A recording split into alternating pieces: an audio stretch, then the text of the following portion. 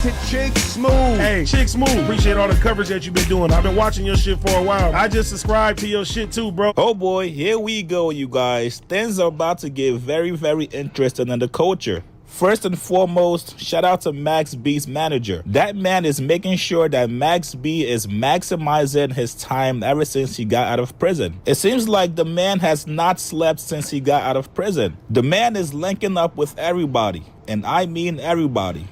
Why sleep when you did 16? Why sleep? You did 16 years, 17 years. Nigga is outside. Different content creators.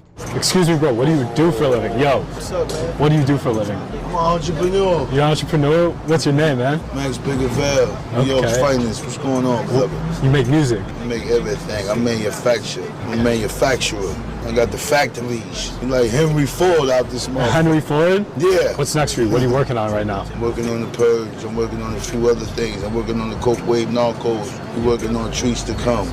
Stay tuned. What's one piece of advice you give to somebody watching this video who wants to do something similar to you? Keep working, man. Put your head down. Keep pushing. Keep running. Don't complain.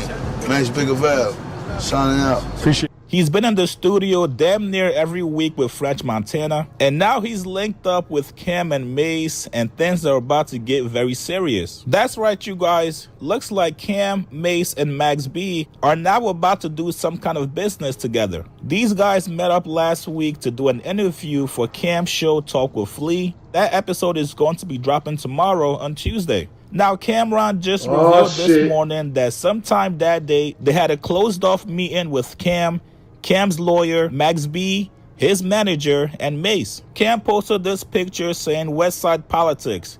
Came back to 140th to catch a wave. Cam goes on to tag everybody that was at the meeting. And if you guys don't know, anytime Cam's lawyer, Matt Middleton, is involved, best believe it's big business and somebody is getting signed somewhere. Cam's lawyer, Matt Middleton, also alluded to something happening in comments below. He posted saying, funny how things work out. Now, we can try to speculate where Max B might end up, whether it's on Cam's It Is What It Is show as a possible guest, or maybe he just might end up giving Max B his own show on the network. Cam also has his other show called Talk with Flea. That's also a possibility for Max B. Now, here's why this is a very smart move by Cameron to try to get Max B early on. You gotta imagine right now, there's probably a bidding war going on for Max B. The fans love his personality. He has stories for days from prison. And overall, Max B is entertaining. So I'm sure he's not only getting offers for podcasting, but he's also getting TV offers as well. Now, it is also possible that these three guys can also come up with a whole new show themselves. For any fans out there that want to see these guys make music, I'm sorry, it's not happening anytime soon. This would most likely be a show about sports or hip-hop. Yeah, now, I seen it. Some fans think this is a shot at Jim Jones. Yeah, I seen the Grammy nominees list, hip hop album. I honestly think Kendrick Lamar should win it. A lot of people don't think he should win it because of his album, like last year, but I liked his album more than everybody else's. Pusha, the Clips album was good, but I still think I liked the G and X more for me. It hit a little bit more for me. Obviously, you guys know Cam does not rock with Jim Jones either. So giving a platform and signing somebody that he does not rock with would obviously make Jim Jones feel some kind of way. Even Dipset member Freaky Zeke got in the comments and said, oh shit, the rabbit got the gun. Hey man, this is chess, not checkers. Whatever these guys got going on, I think the culture is going to love it. A lot of people are going to be tuned into their interview tomorrow. This would actually be Max B's first official sit-down interview. I know it's a big deal for a lot of people. People wanted Max B to sit down with somebody from Harlem, somebody from the culture before he went to the other platforms. We know Max B is going to make his rounds at Spotify, GQ, Pitchfork, Complex, and other mainstream platforms. So I think it's pretty dope seeing him actually sit down first with people like Cam and Mace. You guys get in the comments below. Would you guys like to see Max B signed to Cam and Mace? And if so, what does that look like? You guys get in the comments below. Like this video, subscribe to my channel. I'll see you guys later, man. Man, 600 horses. She guaranteed. Fuck, she'll love it too. She gonna eat you up. She gonna eat you for breakfast. Right, baby? She gonna be like, you got That nigga gotta go get some veneers. And my nigga Max B look like he ain't got no top jibs. The way he been talking since he been home, it look like them top jibs might be out of there. Yeah, Max, we're gonna see the next couple weeks. Max gonna have the all whites. Busta got the baby shark teeth. gonna eat you up. She gonna eat you for breakfast. Right, baby? Busta got the 16 years he ain't brushed his teeth. He ain't hit them shits once in there.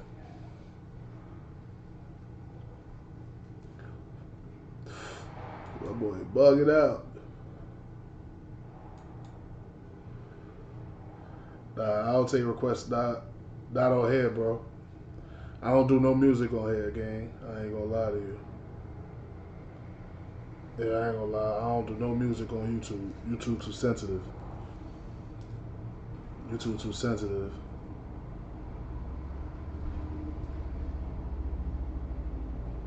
Yeah, I mean, yo, the Clips album was good, but I didn't like it more than GNX. Like, when I heard GNX, like, Reincarnated, certain songs I heard on there, Luther, I don't feel like the Clips got a song on the album that made me feel like the way I felt when I heard Reincarnated and all that.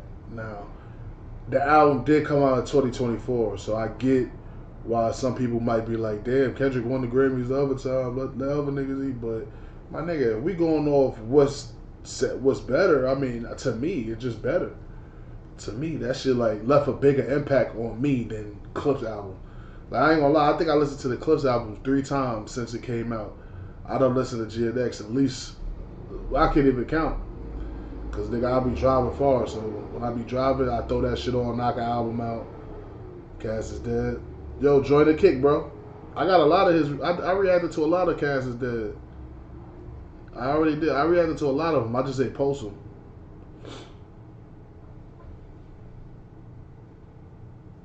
What I'm looking for?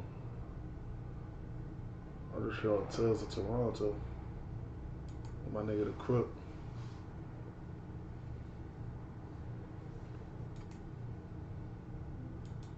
Of this gang as a criminal organization. As you will see. Hey, hit the like button, y'all. There's 6 people in the joint. We live. The Crook, Tales of Toronto, the crazy story of Killer the Crook. Shout out to the Crook. I got a new The Crook song reaction too. I'm gonna drop that probably around the same time I drop this then. And here today, these organizations and this organization has been linked to some of the most thoughtless. And shout out to Six Tales. They top 3 with the documentaries. In my opinion, they top 3. I ain't saying they won, but they top 3. Violence our community has suffered for the last several years. We have supported the status of this gang as a criminal organization known as New Money So Sick Gang. Yo, back in the day, you never seen a video of Killer getting kidnapped? Clearly do not want to play the streets. That's why they're in Calgary or wherever they are dropping diss songs. They're not in Toronto. They're in Calgary. The area that they control is done by through violence and threats of retribution for anyone operating in their area of control. Save the dirty talk for you. We bring out the mops. My niggas talking like they sick, like they don't flag on the top. Hey, Killer, Europe. How about that, Europe? The man, Europe. You got kidnapped, shot, and robbed. Allegedly, you want to conspire murder against me and get both up. Europe. Please join me in welcoming Dramatic.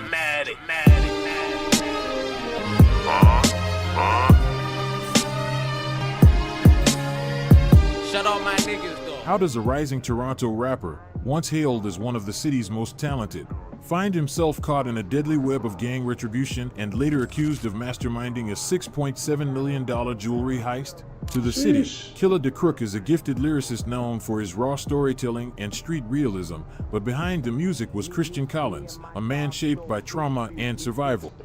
Hey, man. Him and Casper, my two favorite out of Toronto. Him and Casper. Him and Casper make the best music to me out of everybody out there. Besides Drake, of course, but like Tory Lanez.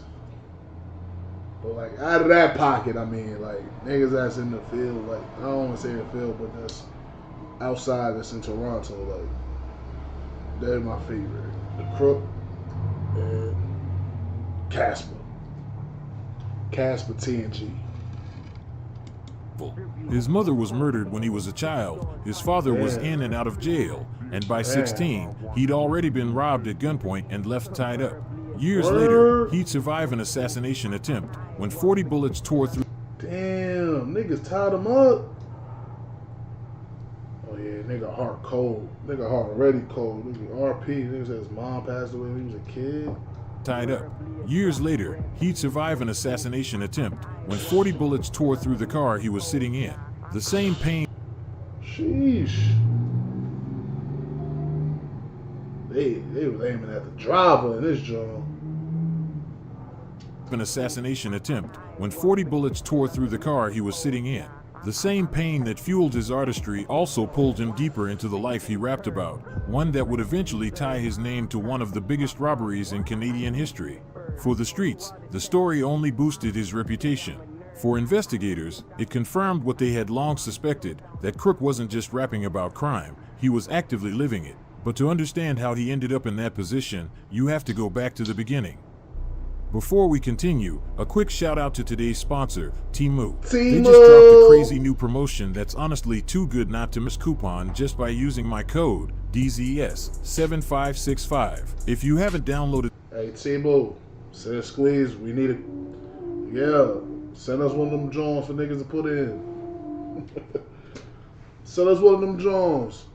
You can use that full $20 coupon. That's basically getting your order for almost free. I went through some of the deals myself. They've got everything from tech to clothes, even accessories, and the prices are wild.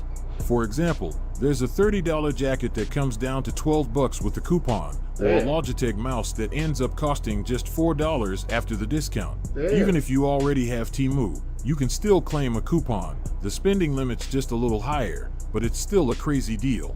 So if you want to support the channel and save some money, hit the link in the description, download the Temu app, and use my code DZS7565 to grab your $20 coupon today.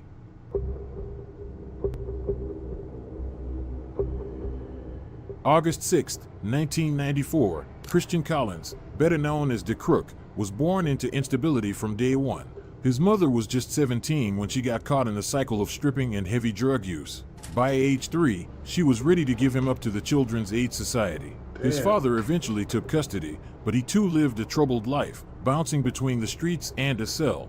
Crook's stepmother became the most stabilizing figure in his early years, though the household was far from peaceful. It was marked by domestic violence and constant relocations across Toronto's West End. Crook spent his early childhood near Jane Street and Weston Road, a community he describes as rough, but defining. I grew up on Weston Road until I was 14, he recalled. My stepmom at the time felt I was hanging around the wrong people, so she sent me to live with my pops in Ajax for 6 months. The move was meant to distance him from the streets, but it only lasted half a year before he returned to the city. Before that, his family had already relocated closer to downtown Toronto, spending a period living in Parkdale, one of the city's most diverse but turbulent neighborhoods. Throughout his upbringing, Crook also spent long stretches in Mississauga, around the Hurontario area, from as young as 6. He described Mississauga as a second home, a he been all over the fucking Canada. Place where he could escape the city but still feel connected to the same street culture shaping him in Weston and Parkdale. But even with those brief escapes, darkness seemed to follow him. Tragedy struck early. At 13, his mother was murdered by her boyfriend, her dismembered body discovered years later. A year later, one of his closest friends was shot and killed. These back-to-back losses hardened him, drawing him closer to the kind of people who offered protection over peace. At 16, Crook was the victim of a gunpoint robbery, an incident that would later be distorted by rumors. When I reached out for clarification, he said, when it comes to the kidnapping situation, that topic is a lot more rumor than truth. I was not kidnapped. I was 16 and robbed at gunpoint by multiple older individuals. I was only a teenager. People use this story to try and paint a negative image about me. I don't bother going back and forth on it because I live my life freely, and a lot of people that say these things about me can't. That alone should speak volumes. He's since confirmed that he knows exactly who robbed him, but contrary to online speculation, it wasn't anyone from Parmacourt, Parkdale, or Flemo. He maintains it was a simple betrayal, not a targeted hit or gang-related attack. According to his stepmother, Crook was never the same after that period in his teenage years.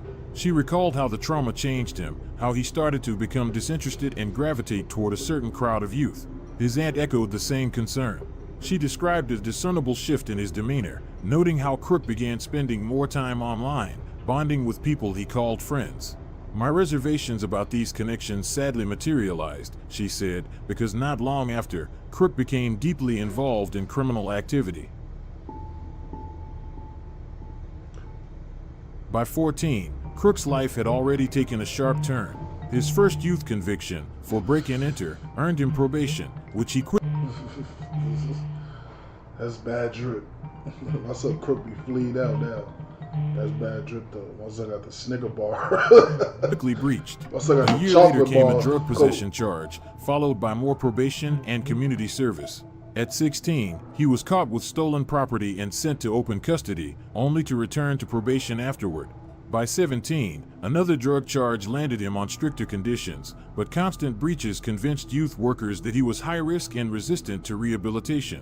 When Crook aged into the adult system, the pattern only deepened. At 19, in 2014, he was convicted of 3 break-and-enters across multiple jurisdictions and sentenced to jail time and probation. The following year brought another conviction, this time for break-and-enter, possession of stolen goods, What's a little thief? What's a little thief? drug possession, and failure to comply, earning him 8 months behind bars and a 5-year weapons ban. By 2017, the cycle had hardened into a lifestyle. At 23, he faced 3 more break-and-enter convictions, along with drug trafficking, possession, and multiple breaches. After spending over 18 months in pretrial custody, he breaking into that shit might be the trap house. My son might be getting caught in them abandoned shits or something, in them vacants or something. received a 2-year sentence, his first major conviction for trafficking. 2 years later, at 24, he added common assault to his record, then another serious charge for possession of cocaine and fentanyl for the purpose of trafficking. After nearly a year in custody, the court sentenced him to time served and probation. Years later, in an interview with We Love Hip Hop, Crook reflected on those days with striking honesty. He admitted that he spent the majority of his teenage years breaking into homes, surviving off the streets and the thrill of the hustle. When I was younger, me and my homies, like, when we were younger, we used to do a lot of dumb, like, we used to do, like, a lot of B&Es, and, you know, we used to do, like, a lot of burglaries, a lot of kick doors, and, you know what I'm saying? Allegedly. No. I'll be real with you. Like, I was convicted for it when I was younger, you know, so this is past tense, right? So, like, I could speak on it, right? Time for it. That chapter of his life he later was breaking inspired this one of shit. his most introspective. Yeah, my son was a little thief. Man, it wasn't trap houses. My son was breaking in your shit, taking your shit. Tracks, Crook in the Castle, where he turned his past crimes into art, recounting the very break-ins that once defined him.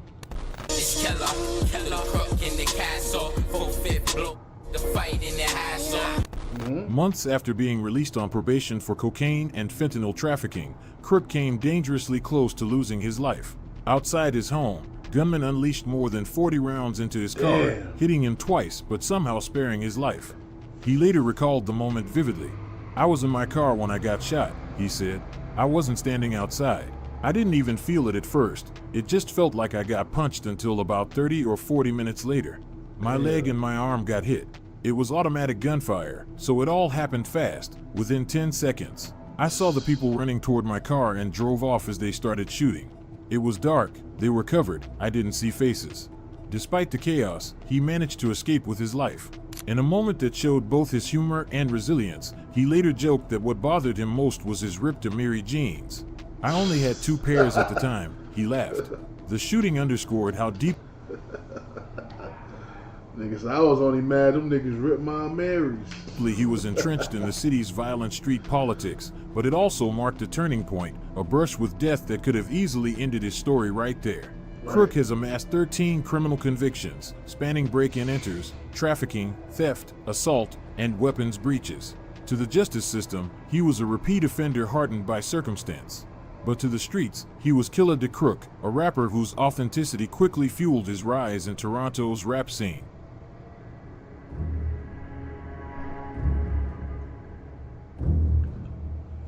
Killa Da Krook's rise in Toronto's underground rap scene wasn't overnight, but his potential was undeniable from the start. As early as 2009, at just 15, he was releasing music under the name Killa Cam, a nod to Harlem legend Cam'ron, one of his biggest influences growing up alongside 50 Cent, Tupac, and Toronto rap pioneer Sam G. His early videos were raw and unpolished, a reflection of his focus on lyricism over luxury.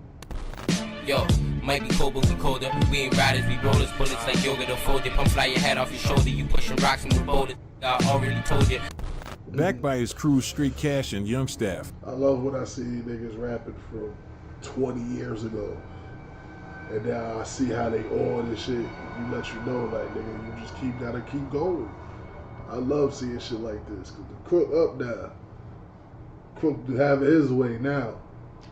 Crook stayed consistent throughout the early 2010s, steadily dropping tracks that have since been taken down or lost to time. Around the same period, he appeared in the background of videos from other rising Toronto acts like Roni and the Don't Get Close crew, one of the city's hottest movements at the time.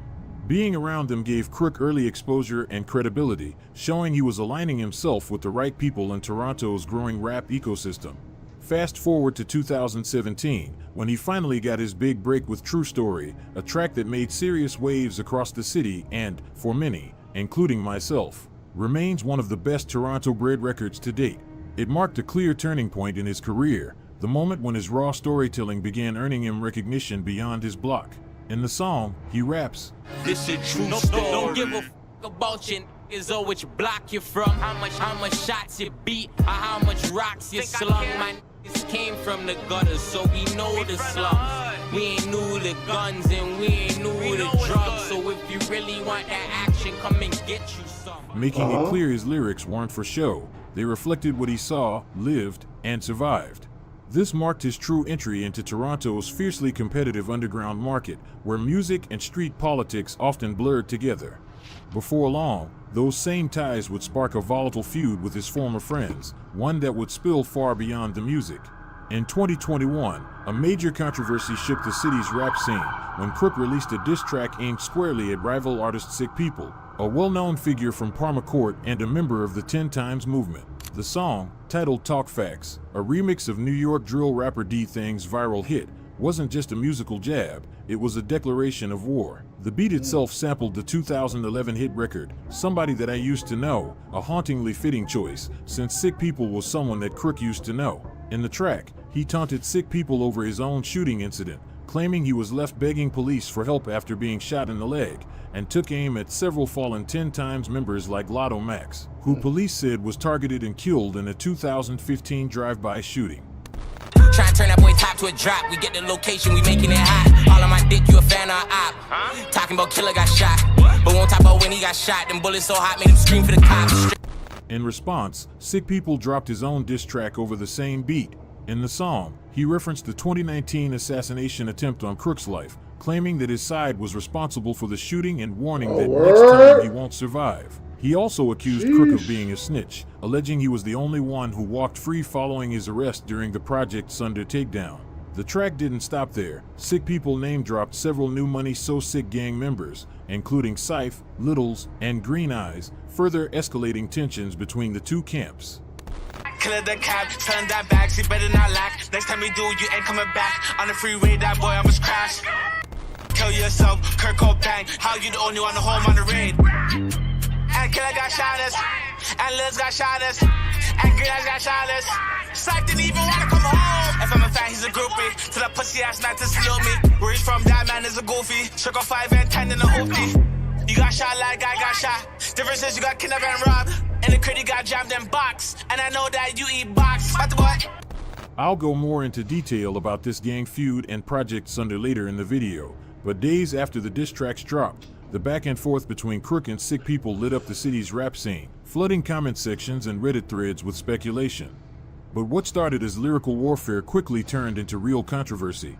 The diss sparked heavy backlash after Sick People's version mysteriously disappeared from YouTube. Many rappers and fans accused Crook of filing a copyright strike, branding him a rat.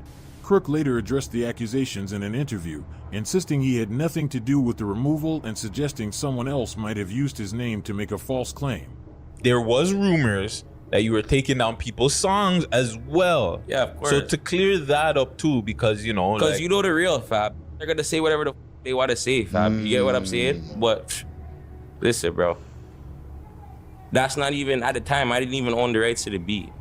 I didn't even own the rights to none of that. You know what I'm saying? So I don't even understand how that would be possible for me to do. Yeah. You know what I'm saying? My name is on the internet under my Spotify. I'm verified. You know what I'm saying? My name has to be on the internet. Anybody can go on the internet, go take my name, and go do whatever they want to do with it. You know what I'm saying? Yeah, because realistically, you know, I'm putting up videos. They're age restricting my videos, reporting my videos, and they're getting age restricted. And, you know, so there's people behind there working on the computers. You know, who knows, right? But listen, for me to go take down a man, do their own business, dog. You know what I'm saying? The irony was hard to ignore. Years before the beef, Crook and Sick People were friends, even appearing in the same videos and moving in similar circles. But once sides were drawn, they became sworn enemies, mirroring the larger conflict between 10 Times and 10 Down, one of Toronto's most active gang rivalries. Known for its influence stretching from Scarborough to Peel region, 10 Down is a powerful network of block alliances with roots in Chester-Lee, Wixon Trail, Mississauga's 5N10, Thorncliffe Park, and Allenbury Gardens. On the other side is the 10 Times movement, primarily made up of crews from Flemo and Parmacourt, two East End neighborhoods that have long shared blood ties and street rivalries. The tension between the two movements escalated throughout the mid-2010s, peaking after the murders of Jeezy and Lotto Max, both respected 10 Times members whose deaths left lasting wounds on the group. Things worsened after the killing of Gilly from Allenbury Gardens, who was allegedly shot by a rival 10 Times member named M.A., igniting a fresh wave of retaliation. The most recent clash unfolded on Canada Day in 2023. That evening, several 10 Times members and affiliates, including Sick People and Big Serp, were inside a Mississauga recording studio reportedly working on new music in collaboration with Toronto blog page Keep Sick Solid. The owner of the page was also in attendance, along with several members of Shots Up Mafia, a West End crew known to be closely aligned with 10 Times. What began as a routine studio session quickly turned into chaos. Around 6:30 p.m., gunfire erupted outside the building. Witnesses said more than 50 rounds were exchanged, leaving vehicles and storefronts sprayed with bullets.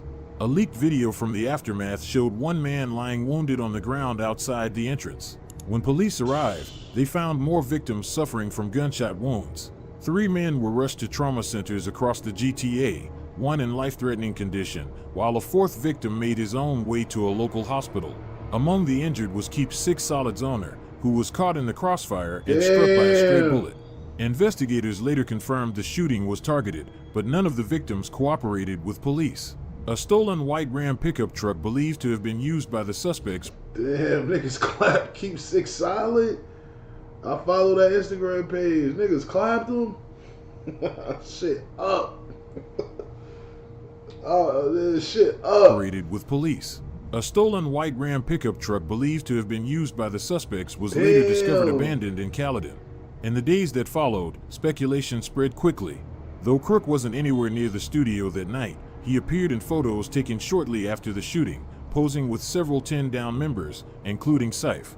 The timing fueled online debate and street rumors that the attack may have been carried out by members of the New Money So Sick gang and their affiliates from Haywan Gang. While police never confirmed those claims, within Toronto's rap scene, the incident was viewed as another escalation, a violent reminder of how deep the feud between 10 Times and 10 Down had become. Against this volatile backdrop, Crook's music and image became intertwined with the streets he represented. He's closely tied to the New Money So Sick gang, a Mississauga-based criminal organization linked to multiple shootings and major acts of gun violence across the greater Toronto area. Damn. By 2019, the group became the focus of a massive police investigation known as Project Siphon. As part of the takedown, 88 people were arrested and over 800 charges were laid, including participation in a criminal organization, human trafficking, and murder. Investigators seized 34 firearms, nearly $1.4 million in cash, and more than $1.9 million worth of drugs. Among the shootings connected to the gang was the September 14, 2019 ambush outside an apartment building on Darcel Avenue in Saga, where 17-year-old Jonathan Davis was killed and several others were injured. The gang was also tied to the October 22, 2019 murder of 28-year-old Giovanni Delahaye and the August 3, 2020 killing of Abdi Fattah Sulla, who police believe was targeted because of his involvement in an illegal cannabis delivery network linked to New Money So Sick. Crook was among those initially charged in Project Siphon, facing counts for participating in a criminal organization, multiple drug and breach charges, and 4 firearm-related offenses, but all of those charges were later dropped. According to Project Siphon documents, someone had even been hired to kill Sick people, a revelation that Sick himself would later address in a heated Instagram livestream where he accused Crook and his affiliates of being behind the plot. On the phone talking about you want to conspire, allegedly you want to conspire murder against me and get booked up. You're right. You're not doing. In the end, what started as a lyrical rivalry had turned into something far more dangerous, a street war playing out through diss tracks and police investigations. But as the music scene heated up, law enforcement was already closing in. The escalating violence between 10 Times, 10 Down, and their affiliates triggered the launch of Project Sunder.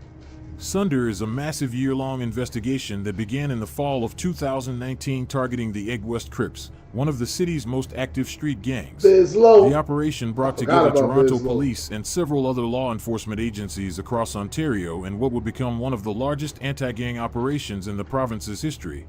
By the time the dust settled, police seized 31 firearms valued at approximately $115,000, over $300,000 in cash, and over $1.5 million in narcotics.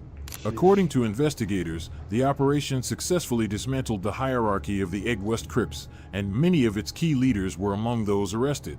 One of them was Bizloke, a well-known Toronto rapper and close friend of Crook. And before long, Crook himself would find his name entangled in the same probe, facing charges that would link his rising rap career to one of the largest organized crime takedowns in Canadian history. Damn. How he get the fuck up out of that? The first chapter of Crook's downfall unfolded in the spring. How the fuck he get up under that though?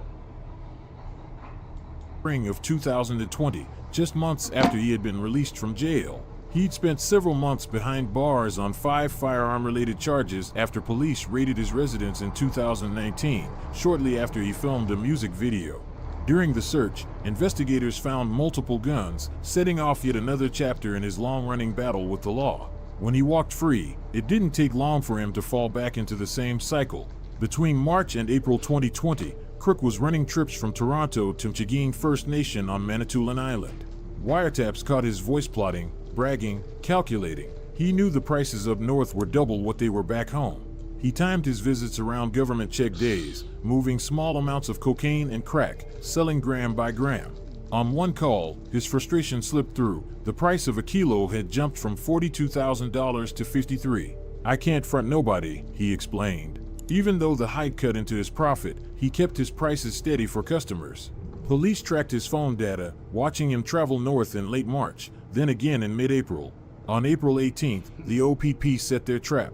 In Sudbury, just before he could reach the island, they pulled him over. The search turned up 24 grams of cocaine, 46 oxy pills, and a digital scale coated in white residue. Crook was arrested, but by the end of the day, he was out on bail. His car and his phone were handed back, and he wasn't finished. Less than 24 hours later, the wiretaps lit up again. Crook was back in business on Manitoulin, still moving product. Police began to suspect they hadn't found everything he was carrying that night in Sudbury, and Crook took advantage of their mishap. The second chapter came in the fall. By September 2020, Crook was staying in a condo in Vaughan, just outside the city. To the casual eye, he was keeping low. But Project Sunder hadn't stopped watching. A confidential informant tipped them off. Crook was illegally in possession of a gun. It was the break they needed. So on September 9th, officers moved in. They waited in the lobby of his building. As soon as Crook walked through the doors, they grabbed him. He had $1,700 in cash on him, while the raid on his unit turned up bagged drugs, a digital scale, and multiple phones. but the real discovery was in his rented Honda parked underground. Under the steering column, they found nearly 43 grams of cocaine, and alongside it, a Ruger 9mm handgun loaded with 8 live rounds. Forensics sealed the case. Crook's DNA was on the gun, and his driver's license was in the car. The weight of the evidence was crushing. To make matters worse, Crook wasn't even supposed to be near a firearm. A weapons ban from 2019 legally barred him from touching one. In the end, there was no beating the case. Crook pled guilty to 5 offenses: cocaine trafficking, possession for trafficking, proceeds of crime, and illegal firearm possession. His double life, the rapper and the hustler, had finally collided. But then, something changed. After being released on bail in October 2020, Crook moved back in with his longtime girlfriend, Ms. Shaw, his high school sweetheart. She was pregnant with their first child. For the first time, he had something to lose and something to live for. He later testified that the pregnancy pushed him to focus on his music. He wanted to change, court documents later read. He began writing and going to the studio in a much more serious way. In May 2021, their daughter was born.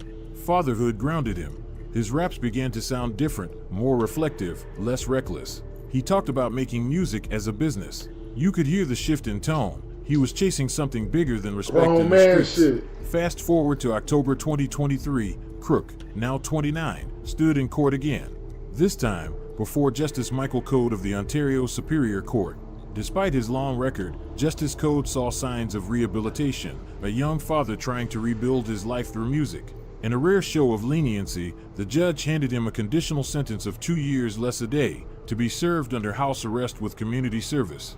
I am sad. Wow. I never in my life got lucky like that. When the judge said, I think you could change. The judge sees some shit in you. The judge sees some shit in him. The judge look at me and be like, yeah, nigga, send that nigga up north. Send that nigga to New York State Prison. That nigga said, they said, looked at him, yeah, house arrest. Of 2 years less a day to be served under house arrest with community service. I am satisfied that he is completely reformed, Justice Code wrote in his decision. But just my last case, nigga, I sold to an undercover cop. I got 3.5 years for that bullshit.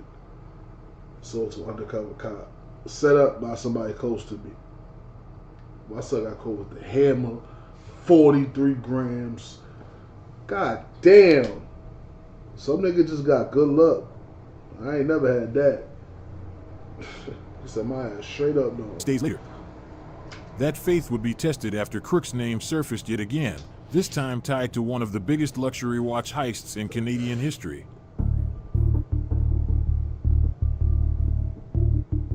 On October 24th, 2023, Crook was at the courthouse, entering into a community supervision order. Cell tower analysis later placed his phone pinging off towers near the courthouse that day. 2 days later, he checked in with his probation officer in Pickering. Surveillance cameras outside showed him arriving in a gray Ford Bronco, dressed in a matching gray Nike tracksuit. What seemed routine at the time was anything but. Within hours of leaving that probation meeting, Crook's phone activity traced him across Highway 401 towards South Etobicoke.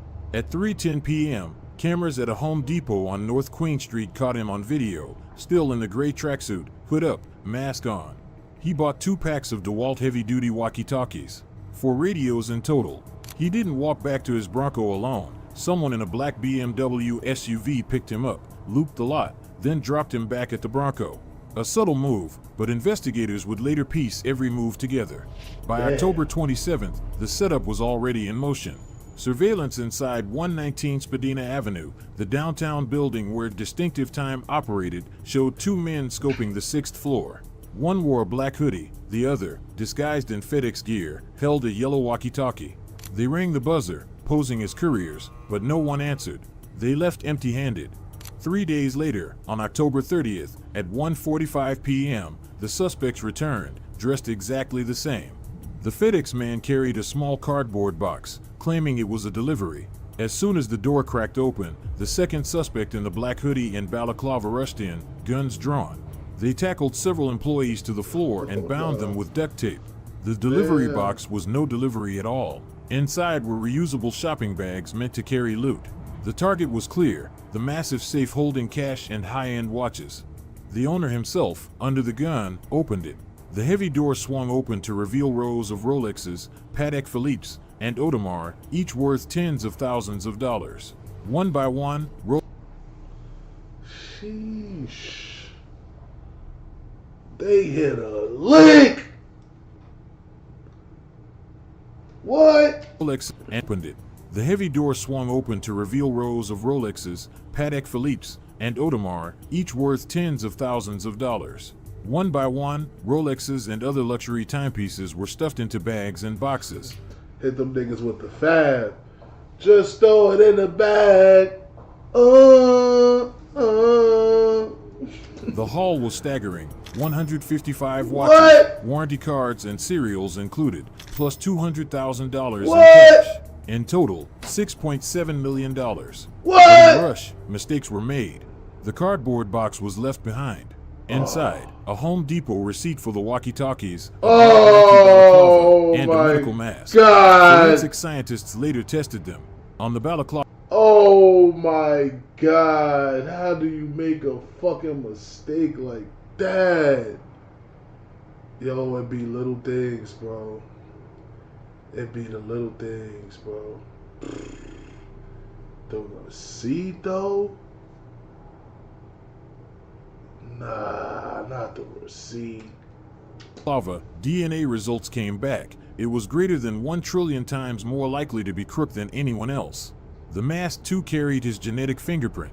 Witness descriptions painted the scene. The FedEx suspect, white, stocky, bearded. The second suspect, younger, light-skinned black, slim, around 6 feet tall. When Crook was finally arrested for the robbery on May 9th, 2024, police wasted no time piecing everything together. One of the arresting officers noted down his details: 29 years old, 6 feet tall, 198 pounds.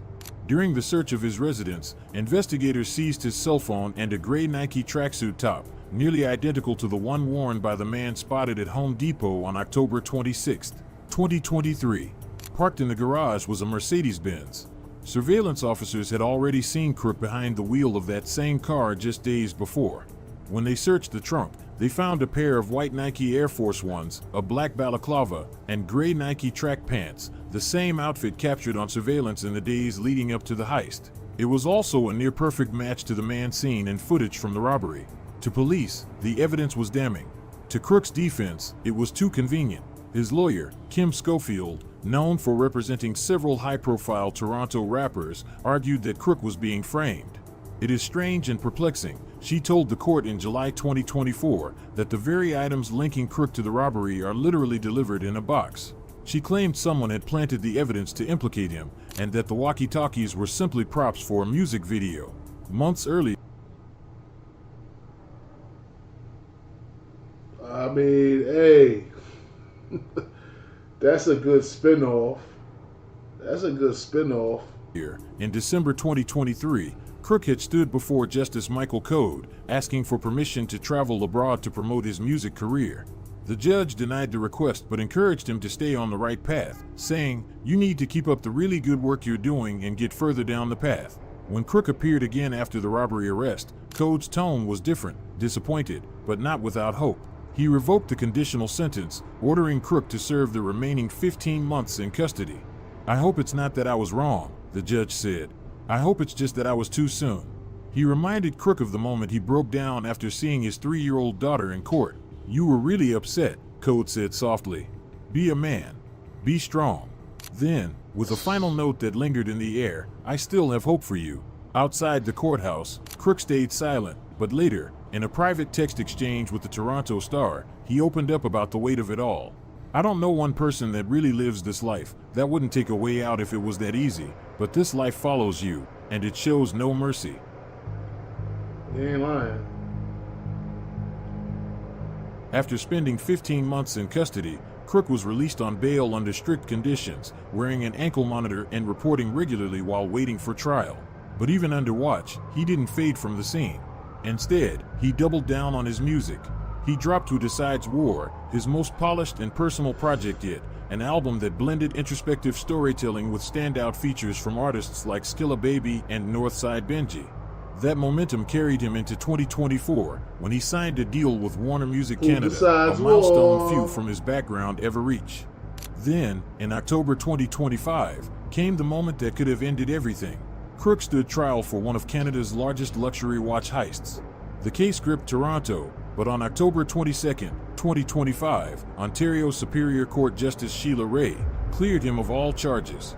She issued a 43-page ruling that addressed each of the 10 extraordinary coincidences prosecutors said tied Crook to the heist and dismissed them one by one.